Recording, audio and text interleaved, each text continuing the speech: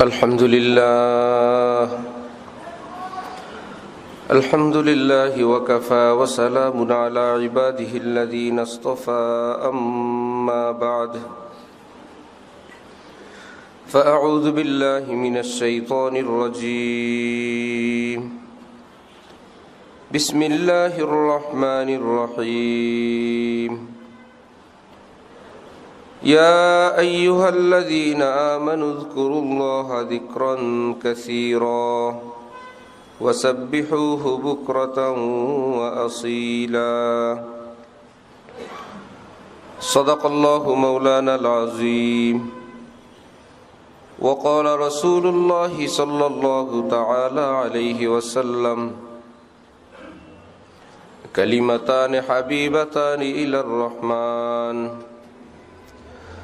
ثقيلتان في الميزان خفيفتان على اللسان سبحان الله وبحمده سبحان الله العظيم أو كما قال النبي عليه الصلاة والسلام محترم মুসল্লিয়ান কিরাম, আমি আল্লাহ পাক রব্বুল আলামিনের পবিত্র কালামের এক অংশ বিশেষ তিলাওয়াত করলাম এবং হযরত রাসূল করিম সাল্লাল্লাহু আলাইহি ওয়াসাল্লামের একখানা হাদিস শরীফ পাঠ করলাম। আল্লাহ পাক কোরআন শরীফ এবং হাদিস শরীফের পরিপূর্ণ নূর আমাদের সকলকে নসিব ফরমান। আল্লাহ পাকের মোহাব্বত মারিফত আল্লাহ আমাদের সকলকে দান করেন। হযরত রাসূল করিম সাল্লাল্লাহু আলাইহি ওয়াসাল্লামের আজমত মোহাব্বত এবং ইত্তেবা করার মহা দৌলত আল্লাহ আমাদের সকলকে দান করেন। কোরআনে পাকে আল্লাহ পাক হুকুম করেন, হে ঈমান ওয়ালারা, তোমরা বেশি বেশি আমি আল্লাহর জিকির করো, বেশি বেশি আমাকে স্মরণ করো, বিশেষ করে সকাল সন্ধ্যায় আমি আল্লাহর তসবিহ আদায় করো, আমি আল্লাহকে খুব ডাকো। হযরত রাসূল করিম সাল্লাল্লাহু আলাইহি ওয়াসাল্লাম ইরশাদ করেন, দুইটা শব্দ আছে, যে দুইটা শব্দ আল্লাহ পাকের কাছে ভীষণ প্রিয়, মুখে উচ্চারণ করতে একদম সহজ। আখিরাতে মানুষের যে আমলের ওজন করা হবে, যে পাল্লা দিয়ে, এই দুইটা কালিমার বদৌলতে ওই পাল্লা ভরপুর পরিমাণ নেকি আল্লাহ পাক দান করে দেন। বুখারী শরীফের শেষ হাদিস, যারা কোনো মাদ্রাসায় গেছেন দর্শে খতমে বুখারীতে, সর্বশেষ হাদিস সেটা হলো সেই দুইটা শব্দ, সুবহানাল্লাহি ওয়া বিহামদিহি সুবহানাল্লাহিল আযীম, সুবহানাল্লাহি ওয়া বিহামদিহি সুবহানাল্লাহিল আযীম। নবীজি বলেন, হাবিবাতানি ইলার রহমান, আল্লাহ পাকের বড় পছন্দনীয় দুইটা শব্দ, বলতে একদম সহজ, আর মিজানের পাল্লা ভরে দেওয়ার মতন মণি মুক্তা হীরা জওয়াহেরাত এই দুই শব্দের মধ্যে আল্লাহ পাক রাখছেন। আল্লাহ আমাদেরকে বেশি বেশি আমল করার তৌফিক দান করেন। হযরত ইব্রাহিম আলাইহিস সালাম মেরাজে রাসূল করিম সাল্লাল্লাহু আলাইহি ওয়াসাল্লামকে বলছিলেন যে আপনার উম্মতকে আমার সালাম বলে একটা কথা বলবেন, জান্নাতের বিশাল একটা অংশ খালি ময়দান, তারা যেন সেখানে বাগবাগান লাগায়। আন্নাল জান্নাতা কিয়ান ওয়া গিরাসুহা সুবহানাল্লাহ ওয়ালহামদুলিল্লাহ ওয়া লা ইলাহা ইল্লাল্লাহ আল্লাহু আকবার। এবং সেখানে বাগবাগান লাগানোর পদ্ধতি হইল, আপনার উম্মত যেন দুনিয়ায় থেকে থেকে এরা যেন বেশি বেশি বলে সুবহানাল্লাহ, আলহামদুলিল্লাহ, আল্লাহু আকবার, লা ইলাহা ইল্লাল্লাহ। এরা জবানে এখানে বলবে, এর বরকতে জান্নাতে আল্লাহ পাক এদের জন্য বাগ বাগান লাগাইতে থাকবেন। যে ব্যক্তি জান্নাতেই যাবে না, তার জান্নাতের বাগান দিয়ে কি হবে? যিনি জান্নাতেই যাবেন না, তার জান্নাতের বাগান দিয়ে কি হবে? তার মানে এর মধ্যে ইশারা, এই আমলওয়ালাদেরকে আল্লাহ পাক জান্নাতও দান করবেন, তবেই তো তার জান্নাতে বাগান। সে যাবে জাহান্নামে, তার জান্নাতের বাগান আসবে কোত্থেকে? যেমন আজানের পর দোয়া, আল্লাহুম্মা রাব্বা হাযিহি দাওয়াতিত তাম্মা, নবীজি বলেন যে এই দোয়া পড়বে, হাল্লাত লাহু শাফাআতি, আমার ওই উম্মতের জন্য আমার শাফাআত ওয়াজিব হয়ে যায়।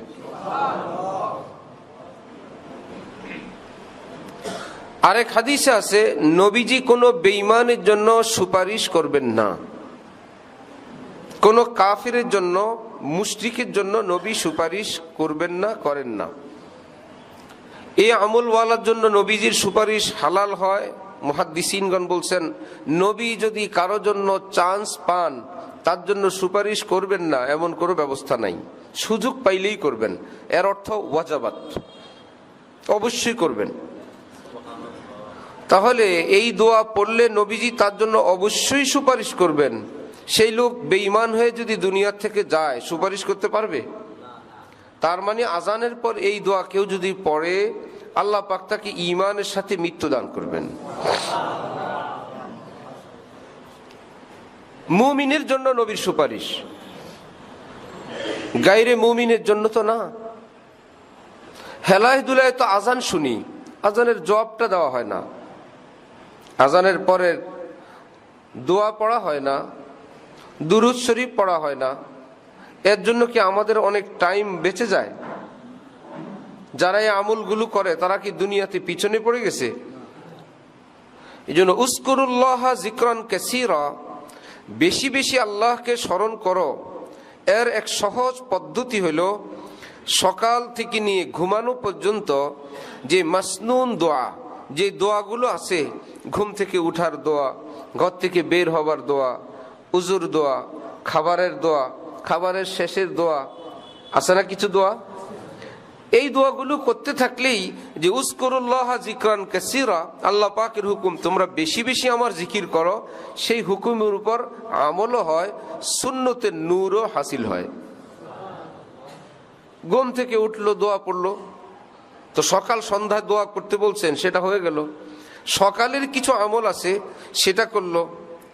হযরত রাসূল করিম সাল্লাল্লাহু আলাইহি ওয়াসাল্লাম ইরশাদ করেন যে আউযু বিল্লাহিস সামিউল আলিম মিনাশ শাইতানির রাজিম 3 বার পড়বে, এবং হুয়াল্লাহুল্লাযী থেকে নিয়ে শেষ পর্যন্ত একবার পাঠ করবে, তেলাওয়াত করবে। 70,000 ফেরেশতা সকালে পাঠ করলে সন্ধ্যাবেলা পর্যন্ত 70,000 ফেরেশতা এই ব্যক্তির জন্য দোয়া করতেই থাকবে।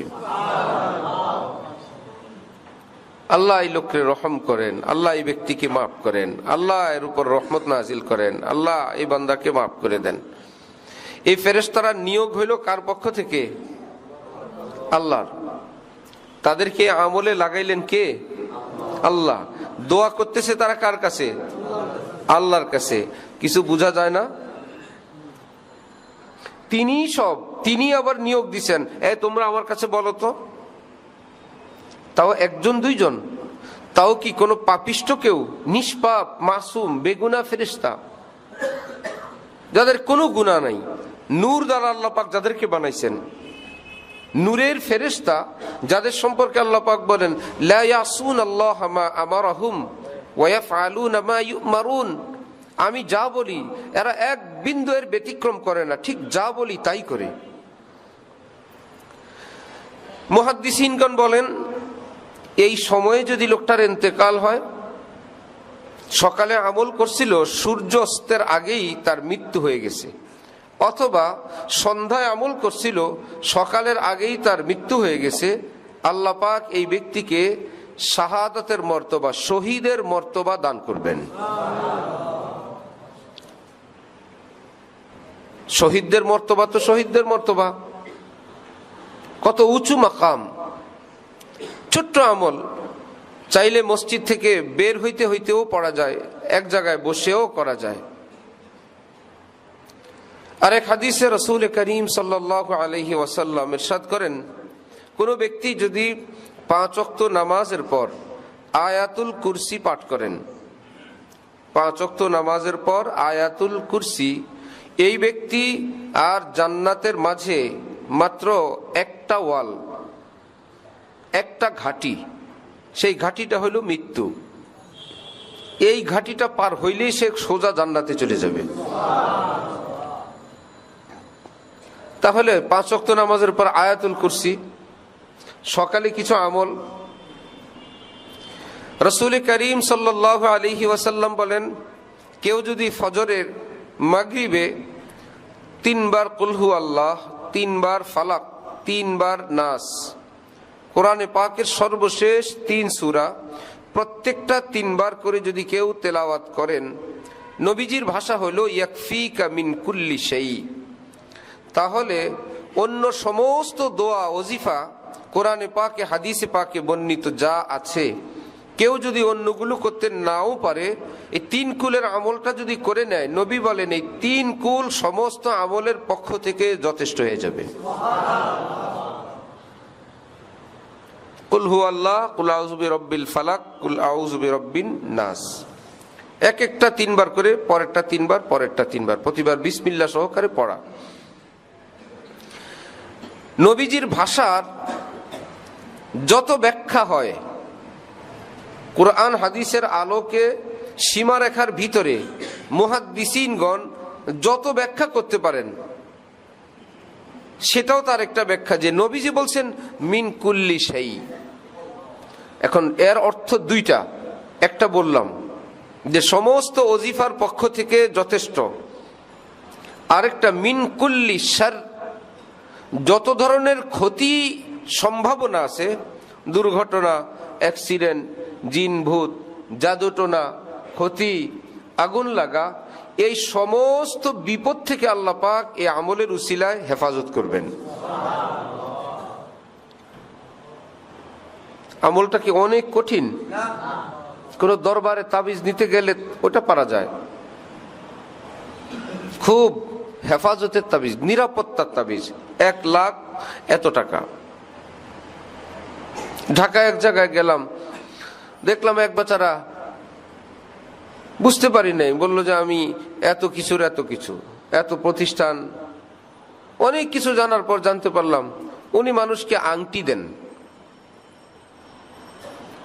বিশেষ বিশেষ ব্যক্তিবর্গরা ওনার কাছে আসেন, উনি আংটি দেন, ওনার নাম আংটি হুজুর বা আংটি হাজি নামেই প্রসিদ্ধ। 2-4-5 লাখ করে এক একটা আংটি,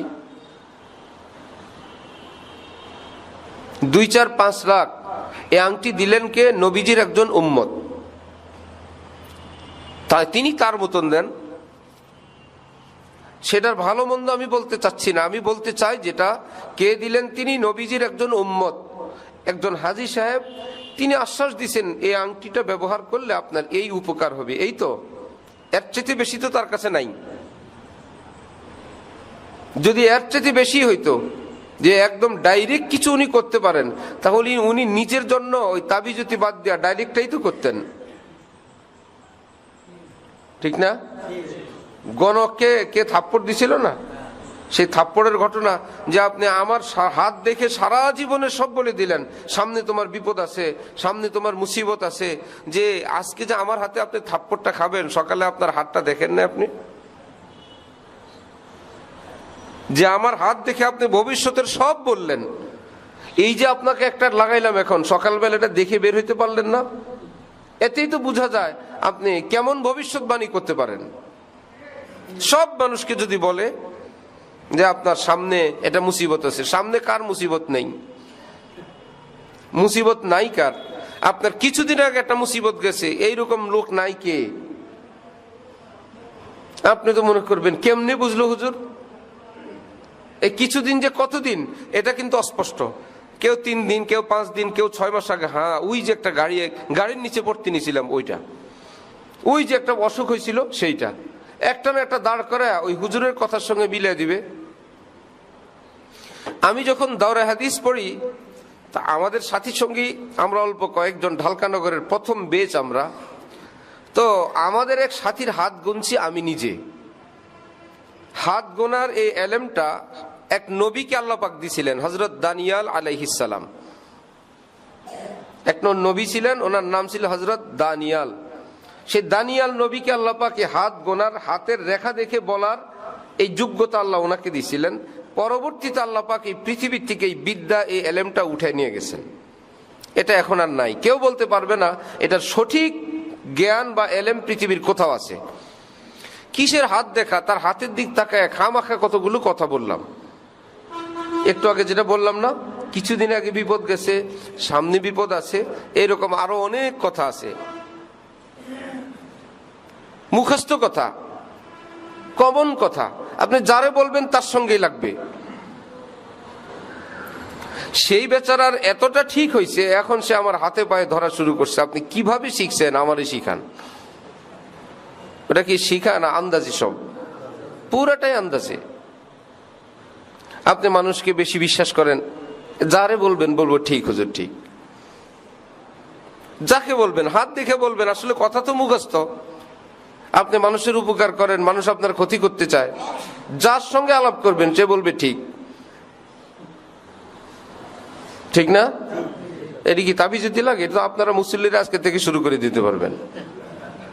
যে কোনো একজনের হাত ধরবেন আর বলতে থাকবেন, বলো আল্লাহ বাদাম তুলি জুমা পড়ে কবিরাজ হয়ে গেছে। এগুলো কিছু না।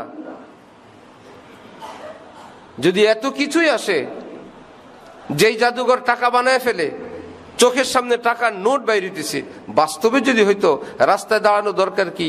ঘরে বসে টাকা বাইর করতে থাকলে হয়, টাকার জন্যই তো রাস্তায় আসছো। যে বেচারা জাদু দেখায় টাকার জন্য না, এত কষ্ট করা লাগে। তুমি যদি টাকা অরিজিনাল বানাইতেই পারো, তাহলে তো ঘরে বসে কেবল বউ বাচ্চা সকাল সারাদিন টাকা বাইর করতে থাকবা। এই 5 টাকা 10 টাকার জন্য তো না। যেই হোক, যেই কবিরাজ বলুক, যেই গণক বলুক, সব অস্পষ্ট কথা। এবং যদি কেউ ডাইরেক্ট কোনো হুকুম করে দেয় এমন হবে এমন হবে না, সেটা আরো মুশকিলের কথা।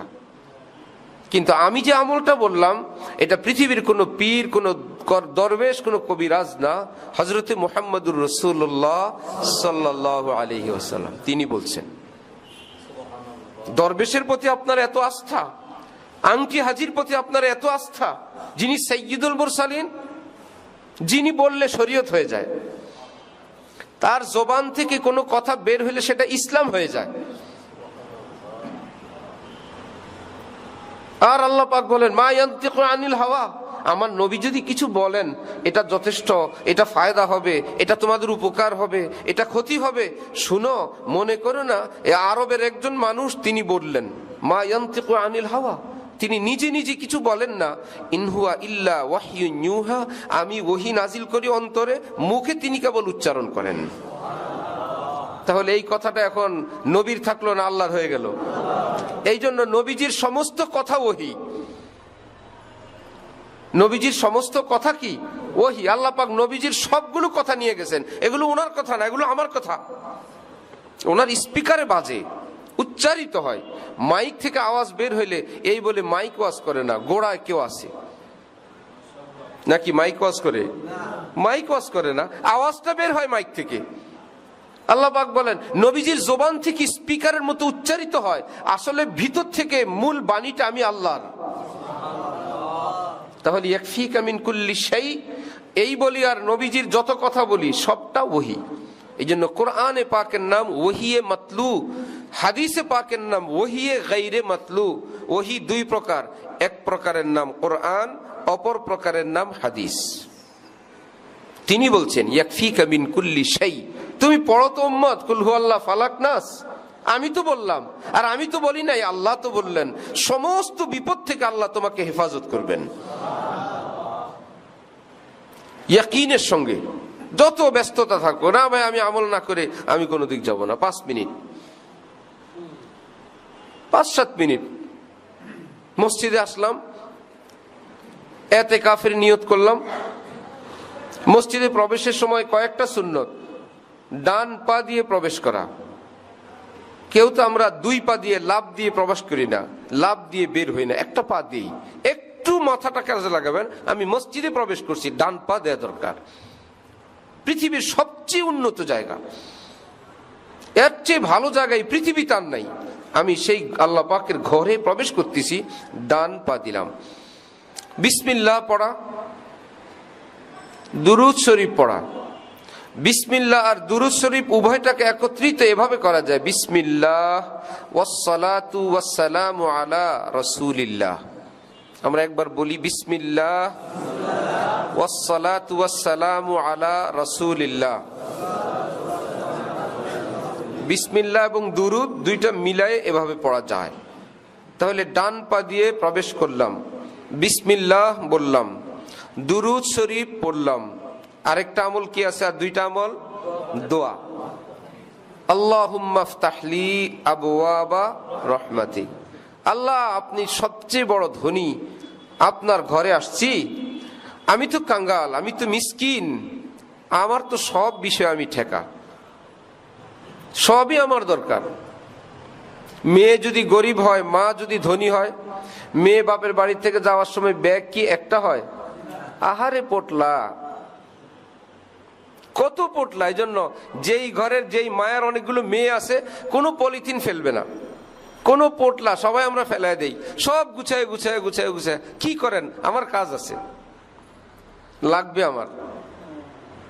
এইবার দেখা যায় কত পোটলা, কত কিছু আছে, তার দিতে মন চায়। রব্বুল আলামিন বলেন, আমারও তো অনেক আছে, আমারও দিতে মন চায়। সুবহানাল্লাহ, আমার ভীষণ মন চায় দিতে। কেমনে নিবে, কেমনে বান্দাকে দেওয়া যায়, সেই পদ্ধতি নবীকে বলছেন। আপনি ওই জায়গায় গিয়ে আপনার উম্মতকে বলবেন, ওই বরাবর দাঁড়ায় আমার কাছে চাইতে, ওখানে চাইলে পাবে। ওটা চাওয়ার একটা জায়গা, সব তিনি ফাঁস করে দিছেন। নামাজ, ফরজ নামাজ যখন শেষ হয় তখন বলবেন চাইতে। বিশাল ফরজ, মেরাজ গেল, আসসালাতু মেরাজুল মুমিনিন, তাও নামাজও সেরা ফরজ নামাজ। নবীজিকে সাহাবাই কেরাম বললেন, দোয়া কখন কবুল হয়? বললেন, হ্যাঁ, ভালো কথা জিজ্ঞাসা করছো। ফরজ নামাজের পর পর দোয়া কবুলের একটা জায়গা, একটা সময়, আরেকটা হলো শেষ রাত, ভীষণ দোয়া কবুল হয়। এই কথাগুলো আল্লাহ পাক গোপনে নবীকে বলে দিছেন। এই টাইমে, এই স্থানে আপনি আপনার বান্দাদেরকে, উম্মতকে বলবেন, আমার বান্দাদেরকে চাওয়ার জন্য। আমার ঘরের সামনে আসছে, বাদশার বাড়িতে কেউ গেছে, চোর হয়ে, চামার হয়ে না, মেহমান হয়ে। বাদশার বাড়ির মেহমান তার গেইটে গিয়ে যদি বলল যে আমাকে এক গ্লাস পানি দাও, আমাকে একটু বসতে দাও, আর যদি দারোয়ানরা জানে, সবাই জানে উনি বাদশার গেস্ট, দিবে না? সব দিবে। রব্বুল আলামিন বলেন, সেখানে তো দারোয়ান শুনবে, মালিকের কাছে বলবে। আমি আল্লাহর নিজাম হইল সরাসরি আমি সব শুনি, কোনো মিডিয়ায় নাই। কেউ এসে আমার কাছে বলতে হবে না, আল্লাহ মসজিদের দরজায় একজনের রহমত চায়, আল্লাহ এত প্রকারের রহমত চায়, আল্লাহ এতদিন নামাজে আসে নাই, আজকে মাত্র আসলো, আজকে আইসাই বলে তার রহমত সব লাগবে। আল্লাহ বলেন, সব আমি জানি, আমি জানি না আমার বান্দাকে আমার ঘরে আমি নিয়ে আসছি, ওই বরাবর দোয়া পড়তে হবে, এই কথাটা আমি স্মরণ করাই দিছি। আমার কাছে চাওয়ার জন্য ভাষা, জ্ঞান, বুদ্ধি, এলেম আমি দিয়ে দিছি। আমাকে কেউ কিছু বলতে হবে না। আমি বান্দাকে এই কথা বলানোর উদ্দেশ্য, আমি তাকে কিছু দিতে চাই, নামমাত্র একটা অ্যাপ্লিকেশন কিভাবে করবে সেটাও আমি শিখাই দিছি। আমার শিখানো দরখাস্তটা সে কেবল ওখানে দাঁড়ায় বলবে, আমি আল্লাহ কেবল মঞ্জুর করে দিব। আসছে মসজিদের গেটে, আল্লাহুম্মা ফতাহলি আবওয়াবা রহমাতিক। আল্লাহ আপনার রহমতের যত প্রকার, মায়ের পোটলা যা আছে সব, একবেলা তরকারিও দিয়ে দেয়। আমার 6 বোন, আমরা দেখি তো, মেয়ে শ্বশুর বাড়িতে যাবে, মা টেনশন করে, এখন গিয়েই তো মেয়েটা রাঁধতে হবে, এই জন্য প্রথম বেলার রান্নাটা দিয়ে দেয়, যাতে মেয়েটা এত কষ্ট করে যাবে, গিয়েই রান্না বান্না, এত মাছ, এত কিছু, যে না অমুকে যাবে তো, এই জন্য। আবার সে খাবে, তার শ্বশুর শাশুড়ি আছে না, শ্বশুর শাশুড়ির জন্য স্পেশাল কিছু। এই 6 ডিউটি করতে করতে চলে। রব্বুল আলামিন বলেন, আমি কি, তোমার মা যদি তার সন্তানের জন্য এত দরদ, এত মায়া লাগে, নবীজি বলেন, পৃথিবীর সমস্ত মায়েদের সিনায় তার সন্তানের প্রতি যত মায়া, রব্বুল আলামিনের এক একজন বান্দার প্রতি এর চাইতে অনেক বেশি মায়া, আরো অনেক মায়া। মা কি দিতে জানে? বান্দা ঘুমায় থাকে, আল্লাহ পাক ফেরেশতা দিয়ে পাহারাদারি করতে থাকেন। এই ফেরেশতা পাহারা দিতে থাকো চতুর্দিক থেকে, আসমান দিয়ে, জমিন দিয়ে, বাতাস দিয়ে, ফুল দিয়ে, ফল দিয়ে, শ্বাস প্রশ্বাস দিয়ে, জ্ঞান দিয়ে, বিবেক দিয়ে, কালো চোখে আলো দিয়ে, হার্ট, কিডনি, লিভার সবটাকে সচল রেখে আরো হাজারো। ওয়াইন তাউদ্দু নি'মাতাল্লাহ লা তুহসুহা, তোমরা যদি আল্লাহর নিয়ামত গুনতে শুরু করো, হিসাব করতে শুরু করো যে আল্লাহ পাক আমার উপর কত নিয়ামত, আল্লাহ পাক বলে লা তুহসুহা, হিসাব করে শেষ করতে পারবে না মৃত্যু পর্যন্ত। এক বুজুর্গ বলেন, আমি দেখলাম এত নিয়ামত আল্লাহ পাকের, তাহলে তো আমার একটু শুকরিয়া আদায় করা দরকার, একটু কৃতজ্ঞতা আদায় করা দরকার। আল্লাহ আমাকে এত কিছু দিলেন, পরে জানতে পারলাম কৃতজ্ঞতা আদায় করতে পারা এটাও আল্লাহর একটা নিয়ামত। আমি ক্লান্ত হয়ে গেলাম যে আল্লাহ আমাকে এত কিছু দিলেন, আমি ভাবছি এবার আমি আমার পক্ষ থেকে আল্লাহকে কিছু দেই। আল্লাহ আমাকে এত কিছু দিলেন, আমি একটা কিছু বলি, দেখলাম যে বলতে পারাটা, আমি যে বললাম আলহামদুলিল্লাহ, এটাও আল্লাহর দান। আমি সারেন্ডার করলাম, হে আল্লাহ, আপনার কৃতজ্ঞতা, আপনার শুকরিয়া আদায়ের ক্ষমতা আমাদের নাই, কারণ আমাদের কাছে কিছুই নাই, যা আছে তাও আপনার। কেউ আপনার থেকে অনেক পাবে, আপনি তার ক্যাশ থেকে টাকা বের করে তাকে দিয়ে দিলেন যে নেন 1 লাখ পরিশোধ হইল। ভাই আমারটা আমারই দিলা, পারলে তোমার থেকে দাও, আমার ক্যাশের টাকা আমাকে দিলা, আমাদের তো কিছু নাই। 5 নম্বর সুন্নত। চতুর্থ কি গেল? আল্লাহুম্মা ফতাহলি আবওয়াবা রাহমাতিক, ডান পা দিয়ে প্রবেশ করা, বিসমিল্লাহ পড়া, দুরূদ শরীফ পড়া, দোয়া পড়া। 5 নম্বরে ইতিকাফের নিয়ত করা। এই ইতিকাফ হলো নফল ইতিকাফ, রমজানের শেষ 10 দিন সুন্নতে মুআক্কাদা ইতিকাফ। কেউ যদি মান্নত করে আমার এই কাজ হয়ে গেলে আমি ইতিকাফ করব, ওটা ওয়াজিব ইতিকাফ। ইতিকাফ 3 প্রকার। যখন তখন মসজিদে প্রবেশ করলে এই নিয়ত করা, আল্লাহ আমি যতক্ষণ মসজিদে থাকবো এই টাইমের ইতিকাফের নিয়ত করলাম, নফল ইতিকাফ। লাভ হলো মসজিদে এসে বসে থাকলেও সর্বক্ষণ ফেরেশতা লিখবে না বসে নাই, উনি আমলের মধ্যে আছে, ইতিকাফের মধ্যে আছে। বেচারা ঘুমায় আছে, না ঘুমে নাই, উনি আমলের মধ্যে আছে। চুপ করে আছে, সারাক্ষণ সে ইতিকাফের মধ্যে। তাহলে আরবি নিয়ত কেউ যদি পারে, নাওয়াইতু সুন্নাতাল ইতিকাফ মা দুমতু ফি হাদাল মসজিদ, বাংলা আল্লাহ আমি যতক্ষণ মসজিদে থাকবো অতক্ষণ সময়ের ইতিকাফের নিয়ত করলাম। মুখেও বলতে হবে না, মনে মনে ভাববেন। নিয়ত করা, নিয়ত পড়া না, নিয়ত করা নাকি নিয়ত পড়া? নিয়ত করা। অনেকে নিয়ত পড়তে পারে না বলে নিয়ত করে না। ভাই আপনাকে নিয়ত পড়তে বলি নাই, আপনি আমার কথার ভাব অর্থ মর্মার্থ বুঝেন নাই, ওইটাই ভাববেন মনে মনে, আপনি আপনার ভাষায়। কোনো 19-20 শব্দ হইলে কোনো সমস্যা নেই। কালকে এক বেচারা কথা বলতে গিয়ে বলতেছিল যে আল্লাহর দোয়ায় আপনাদের রহমতে, আমাদের কয়েকজনকে বলতেছিল আল্লাহর দোয়ায় আপনাদের, উল্টে গেছে না, আপনাদের দোয়ায় আল্লাহর, বলতে চাইছে না। আল্লাহ কি একদম কাফের বানিয়ে দিবেন? আল্লাহ তো বুঝছেন ঘটনাটা কি করছে। আল্লাহর দোয়ায় আপনাদের, গতকাল মরুভূমির মধ্যে এক বেচারার সওয়ারি হারায় গেছে, ওট হারায় গেছে, একদম সমস্ত সামানপত্র, খাদ্য পানি সবকিছু এর মধ্যে, মৃত্যু নিশ্চিত, কোনো কুল কিনারা নাই। এর মধ্যে একটু হালকা তন্দ্রা আসছে, দেখে হঠাৎ মাথার কাছে তার সোয়ারি। আল্লাহ খুশির চোটে বলে, আল্লাহ তুমি হইলে আমার বান্দা আর আমি হইলাম তোমার খোদা। আল্লাহ কত বড় দয়া করছো মাওলা, আমি তোমার খোদা, তুমি আমার বান্দা। এই যে ভুল হয়ে গেল, এ কি গুনাহ হয়ে যাবে? গুনাহ হয়ে যাবে না। নবী বলেন আল্লাহ পাক কলম উঠে নিছেন আমার উম্মতের 2টা সাবজেক্ট থেকে, যদি ভুল করে ফেলে অথবা ভুল হয়ে যায়, ভুলে যায়, আল্লাহ পাক এই বান্দার গুনাহ লিখবেন না। সুবহানাল্লাহ। ওয়াদা করছেন আল্লাহ, আরো অফার দিয়ে দিয়েছেন। ঘুমাইছিলা, ফজর পড়বা নিশ্চিত আশা করে, উঠে দেখো সকাল 8টা, ফজর কাজা হয়ে গেল না? নবী বলেন যদি কোনো তদন্তে তোমার কোনো গাফিলতি আছে কিনা সেটা দেখা হবে। তোমার ইচ্ছাই ছিল 8টায়, তাহলে তো বাবা এই 8টা আর 8টা এক না। তুমি শুইছো ফজরের আগ দিয়ে, তুমি রাতের বেলা ঘুমের বড়ি খেয়ে ঘুমাইছো, ইত্যাদি ইত্যাদি।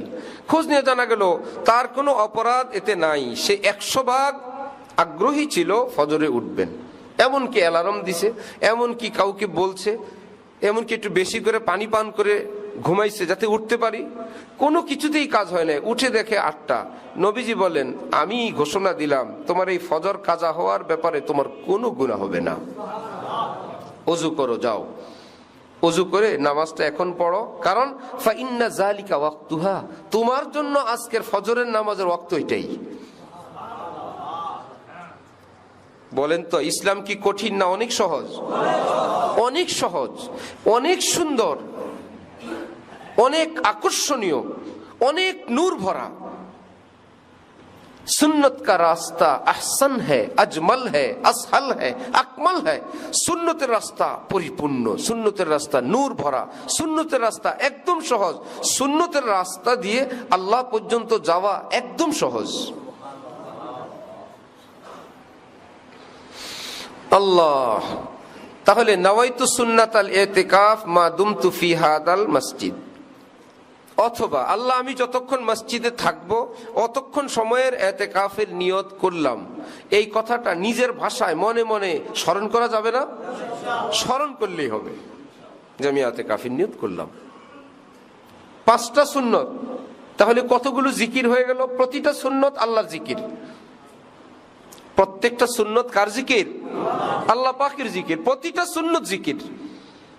ঘুম থেকে উঠলে কিছু আমল করলাম, সকালে কিছু দোয়া দুরূদ পড়লাম, 5 ওয়াক্ত নামাজ পড়লাম, নামাজের পরে দোয়া করলাম, নামাজের পরে আয়াতুল কুরসি পড়লাম, খাইতে গেলে দোয়া করলাম, হাত ধুয়ে দোয়া করলাম, কোথাও উঠলাম দোয়া পড়লাম, মসজিদে আসলাম দোয়া করলাম, নামাজ পড়লাম, বের হয়ে গেলাম, আবার কতগুলো সুন্নত পালন করলাম। আহা, তাহলে জিকরান কাসীরা, বেশি বেশি আমি আল্লাহকে স্মরণ করো। ওই আয়াতের উপর অনেক আমলের আল্লাহ তৌফিক দিয়ে দিলেন। আল্লাহ আপনি আমাদেরকে তৌফিক দান করেন। তো মসজিদে প্রবেশ করলেন, সুন্নত।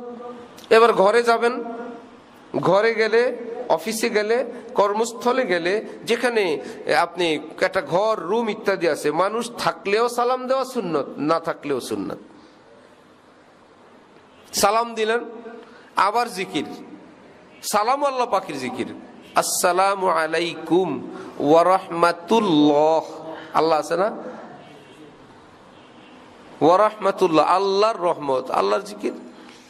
এইরকম বাহ্যিক ভাবে যদি কোনো শব্দ নাও থাকে সেটাও জিকির। আল্লাহু আকবার, আল্লাহু আকবার। হযরতে ঈসা আলাইহিস সালাতু ওয়াস সালাম রাস্তা দিয়ে যাওয়ার সময় দেখলেন জঙ্গলার ভিতরে কোকানির আওয়াজ, কোন রুগ্ন মানুষের ব্যথিত আওয়াজ। তিনি ভিতরে প্রবেশ করলেন, গিয়ে দেখেন সমস্ত দেহ কুষ্ঠ রোগে পচে গলে যাওয়া দুর্গন্ধময় একটা ব্যক্তি, যার পরিবারের লোকেরা তাকে এখানে ফেলে গেছে তার দুর্গন্ধে কেউ টিকতে না পারার কারণে। এতটা রুগ্ন, এতটা বেশি ক্ষত বিক্ষত।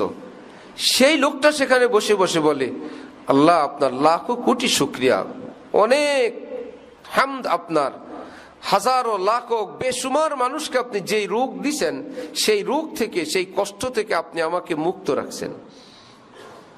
তিনি সেখানে আল্লাহ পাকে শুকরিয়া জ্ঞাপন করেন। হযরত ঈসা জিজ্ঞাসা করলেন, ভাই তোমার কোন কষ্ট বাকি আছে যার জন্য তুমি আল্লাহ পাকে শুকরিয়া জ্ঞাপন করো? কোনটা সেটা? তোমার মতন বিপদগ্রস্ত মানুষ তো পৃথিবীতে নেই। ওই ব্যক্তি বললেন, হুজুর বলেন কি, আল্লাহকে ভুলে যাওয়ার মতন কঠিন আযাব, কঠিন রোগ এই পৃথিবীতে নাই। আল্লাহ আমাকে সেই রোগটা থেকে মুক্তি দান করছেন। আল্লাহরে ভুলার মতন কোন রোগ আছে হুজুর? এত কঠিন রোগ, ভয়ঙ্কর রোগ, যে রোগ মানুষকে জাহান্নামে নেয়, সেই রোগ থেকে আল্লাহ তো আমাকে মুক্তি দান করছেন। এই জন্য আল্লাহ পাকে শুকরিয়া আদায় করতেছি। আল্লাহকে ডাকার জন্য আমার জিহ্বাটা তিনি ভালো রাখছেন। আল্লাহ ইয়াউমা লা ইয়ানফাউ মালু ওয়ালা বানুন ইল্লা মান আতাল্লাহা বিকলবিন সালিম। আল্লাহ পাক বলেন কিয়ামতে কেউ টাকা পয়সা নিয়ে আসো না, কারো কিছুই কাজে আসবে না। ধন জন, অর্থের দাপট, ক্ষমতার দাপট, দলের দাপট, লা ইয়ানফা, কোনো উপকারে আসবে না। ইল্লা মান আতাল্লাহ বিকলবিন সালিম। হ্যাঁ, মুনাব্বার একটা কলব, নূর ভরা, নূর সিক্ত, আমি আল্লাহর ইয়াদওয়ালা, বন্দিগিওয়ালা একটা আত্মা নিয়ে আসবা। আমি আল্লাহ ওয়াদা করলাম কাজে লাগবে, জান্নাতের মালিক হয়ে যাইবা, জান্নাত দিয়ে দিব। হযরত জালালউদ্দিন রুমি রহমাতুল্লাহি আলাইহি মসনবী শরীফে বলেন, আজ করম আজ ইশক মাযুল আম্মাকুন। আল্লাহ আপনার কাছে একটা দরখাস্ত, দয়া করে আমাকে এই চাকরি থেকে আপনি বিচ্যুত করেন না, এই চাকরি থেকে আমাকে আপনি বরখাস্ত করে দিয়েন না। আল্লাহ কি সেটা? জুজবা জিক্রে খেশ মশগুল আম্মাকুন। আল্লাহ আপনার ইয়াদ, আপনার স্মরণ, আপনার জিকির, এই যে আমি দোয়া পড়ি, মুনাজাত করি, এই যে আমার একটা চাকরি, আল্লাহ আমার এই চাকরিটা থেকে আপনি আমাকে বাদ দেন না, মেহেরবানি আপনার কাছে দরখাস্ত করি। আল্লাহ ভাষা কি তাদের? আল্লাহ আপনার কাছে ফরিয়াদ, আপনাকে ডাকার এই চাকরি থেকে আমি অব্যাহতি চাই না, মুক্তি চাই না, এই চাকরি করতে করতেই মরতে চাই। এই জন্য এক বুজুর্গের ইন্তেকালের আগে ফেরেশতা তাকে প্রশ্ন করলো, আপনার সময় একদম শেষ, আপনি কিছু চান, কিছু করার থাকলে করেন? বললেন না, আমার কিছুই চাওয়ার নাই, আমি তো আল্লাহর কাছে যাওয়ার জন্য প্রস্তুত, কিছুই বাকি নেই। বললেন যে সময় আছে, থাকলে কিছু করেন। বললেন যে ঠিক আছে, যদি সুযোগ থাকে আমি উজু করে আসি, নামাজে দাঁড়াই, আমি যখন আল্লাহু আকবার বলে সেজদায় যাব, ওই টাইমে আমার রূহটা কবজ করেন, আমার জানটা নিয়ে যাও, যখন আমি সেজদায় থাকবো তখন। যে তুজবি নজিনে কো कहते थे हम सो उसी आहद को हम वफा कर चले। দেখনে ওয়ালারা এই দৃশ্য দেখে বলতেছিল, আল্লাহ যে সারা জীবন বলছিল আল্লাহ আপনাকে ছাড়া বাঁচবো না, আপনাকে ছাড়া মরবো না, আল্লাহকে ডাকতে ডাকতে দুনিয়া থেকে যাইতে পারায় সেজদার দৃশ্য আল্লাহর প্রিয়দেরকে আল্লাহ দান করেন। রাসূলুল্লাহ সাল্লাল্লাহু আলাইহি ওয়াসাল্লাম বলেন, মানুষ যে হালাতের উপর থাকে, যে অভ্যাসের উপর থাকে, যে চরিত্রের উপর থাকে, সেই গুণাবলীর উপরে আল্লাহ পাক তাকে মৃত্যু দান করেন। নষ্টামির মধ্যে থাকলে নষ্ট মৃত্যু, জিকিরওয়ালা, ইয়াদওয়ালা, বন্দিগিওয়ালা, চোখের পানিওয়ালা, কোন জায়নামাজ, কোন মসজিদ কিছু লাগবে না, যে যেখানে আসি একটু বলে নি আস্তাগফিরুল্লাহ, অনেক কঠিন হয়ে যাবে একবার আস্তাগফিরুল্লাহ। একটা অভ্যাস বানাইছে একটা লোক, মাঝে মাঝে আস্তাগফিরুল্লাহ বলে, দিনের বেলা, রাতের বেলা মাঝে মাঝে কি বলে? আস্তাগফিরুল্লাহ। আল্লাহ আপনি আমার সবগুলো গুনাহ মাফ করে দেন, আমি আপনার কাছে সমস্ত গুনাহ থেকে মাফ চাই। বাংলায় বলল, আল্লাহ মাফ ফরমান, আল্লাহ মাফ করে দেন, আল্লাহ মাফ চাই, আল্লাহ আপনি ছাড়া উপায় নাই। আমার আপনার কখনো না কখনো তো মৃত্যু আসবে, আসবে না? এই লোকটা এই বারবার এরকম করতেই থাকছে সুস্থ থাকা অবস্থায়। নবীজি বলে, আমার কোনো উম্মত যদি সুস্থ থাকা অবস্থায় কোনো আমলে অভ্যস্ত ছিল, সে জিকির করতো 100 বার, জিকির করতো, এই সকাল সন্ধ্যায় আমল করতো, মাঝে মাঝে এই আমল করতো, নওয়াফেল, নফল যেগুলো, অসুস্থতার কারণে একদম বিছানায় শোয়া, একটা আমলও করতে পারে না। নবীজি বলেন, শুনো, জোয়ানকালে যে আমলগুলো রানিং ছিল, সম পরিমাণ নেকি প্রতিদিন আল্লাহ পাক তাকে দান করতেই থাকবেন। আমল করে না, শুয়ে আছে, আগে করছিল, সেই পরিমাণ আমলের নেকি প্রতিদিন পাবে, প্রত্যেক দিন পাবে। আল্লাহু আকবার। হযরত রাসূল করিম সাল্লাল্লাহু আলাইহি ওয়াসাল্লাম বলেন, কেউ যদি প্রতিদিন 100 বার পড়ে লা ইলাহা ইল্লাল্লাহ, 100 বার, একদম অল্প সময়ের আমল, 100 বার লা ইলাহা ইল্লাল্লাহ পড়লো, কিয়ামতে এই ব্যক্তির চেহারা পূর্ণিমার চাঁদের মতো নূরে ঝলমল ঝলমল করতে থাকবে। আর জান্নাতীদের বৈশিষ্ট্য আল্লাহ কোরআন শরীফে আরেক জায়গায় বলছেন, উজুহুন ইয়াউমাইযিন মুসফিরা, কিছু চেহারা সেদিন ভীষণ উজ্জ্বল থাকবে, দাহিকা, অনেক খুশি থাকবে। বললেন পূর্ণিমা চাঁদের মতন উজ্জ্বল থাকবে, জান্নাতে যাবে এটা বলেন নাই। আরেক আয়াতে বলেন কিছু লোকের চেহারা হবে কুৎসিত কালো, এরা যাবে জাহান্নামে, কিছু লোকের চেহারা হবে উজ্জ্বল, এরা যাবে জান্নাতে। তাহলে জিকির করলে চেহারা নূরে উজ্জ্বল হবে, হাদিস। চেহারা উজ্জ্বল ওয়ালারা জান্নাতে যাবে, কোরআন। এই দুইটা মিলানোর পর জিকির ওয়ালা কোথায় যাবে? জান্নাতে যাবে। 100 বার জিকির নারী পুরুষ সকলেই করতে পারি। তাহলে যেই বেচারা মাঝে মাঝে আস্তাগফিরুল্লাহ বলল, এখন তখন কিছু আস্তাগফিরুল্লাহ, এই লোকের মৃত্যু যখন মঞ্জুর তখন তো হবেই। মৃত্যু হয়ে গেল, ফেরেশতারা আমল নামা দিবে, আল্লাহ পাক দেখবেন, আল্লাহ মৃত্যুর আধা ঘন্টা আগে একটা আস্তাগফিরুল্লাহ পাওয়া গেছে, আল্লাহ মৃত্যুর কিছুক্ষণ আগে বলছিল আল্লাহ মাফ করে দেন, আল্লাহ গতকাল রাতে বলছিল আজকে দিনের বেলা মারা গেছে, কালকে রাতে সর্বশেষ শোয়ার সময় এই লোকের কথা ছিল এই কান্না আর চোখের পানি, এই করতে করতে সে ঘুমাইছে, আবার সকালবেলা ভুল বিচ্যুতি করছে। আল্লাহ কি ভাইয়েরা, এগুলো কি কাজে আসবে না ইনশাআল্লাহ? ভাই, হায় ইবাদত কা সাহারা আবেদুন কে ওয়াস্তে, যারা আবিদিন হাজারাত, আল্লাহ পাক যাদেরকে অনেক তৌফিক দেন তারা তো আমল করবেন। আমরা যারা কমজোর দুর্বল, আমাদের তো কিছু নাই, একটু ডাক, একটু একটু কান্নাকাটি। নবীজি আমাদের জন্য সুযোগ দিতে দিতে দিতে দিতে শেষে বললেন, চোখে যদি পানি আসে তাহলে তা কাজ হবেই, কারো তো চোখে পানি নাও আসতে পারে। আমার উম্মতের তার কি হবে? নবীজি তার মুক্তির ব্যবস্থা করে দিছেন, কান্নার চেষ্টা করো, কান্নার ভান করো। চোখে পানি আসলে আল্লাহ যা দিতেন, এই কান্নার ভানের উসিলা আল্লাহ পাক তাই দিয়ে দিবেন। আগে বলছিলাম নবীজি যা বলেন কথাগুলো কার? তাহলে এই কথাটা কার? কানলে দিব, কান্নার ভান করলেও আল্লাহ বলেন আমি দিব। সুবহানাল্লাহ। আল্লাহ আমাদেরকে তৌফিক দান করেন। সকাল সন্ধ্যা যে আমলগুলো আছে, এই আমলগুলো, এরকম আরো অনেক আমল আছে। খাইতে, উঠতে, বসতে, ঘরে যেতে, সালাম দেওয়া একটা আমল, সালামের জবাব দেওয়া একটা আমল, ইত্যাদি ইত্যাদি। আল্লাহ আমাদেরকে খুব তৌফিক দান করেন। মা বোনরা তো ঘরে কাজ করতেই থাকেন, সেই কাজগুলো করতে, এই কাজ করলো বিসমিল্লাহ, এই কাজ করলো বিসমিল্লাহ, সেই কাজ করলো বিসমিল্লাহ, রান্না শুরু করলো বিসমিল্লাহ, জিকির আর জিকির। কাজে কাজ হইলো, একটু দুরূদ শরীফ পড়লো, একটু আস্তাগফিরুল্লাহ বললো, একটু রব্বিগফিরলি বললেন। যেই কাজ করলেন সেই কাজগুলো আল্লাহ পাকে জিকির দ্বারা, নূর দ্বারা শুরু করলে ইনশাআল্লাহ তাআলা ঘরের কাজ আর কাজ থাকবে না, সবগুলো আমার আপনার নেকিতে ভরপুর হয়ে যাবে। আল্লাহ পাক খুব তৌফিক দেন, খুব কবুল ফরমান। ওয়া আখিরু দাওয়ানা আলহামদুলিল্লাহি রাব্বিল আলামিন।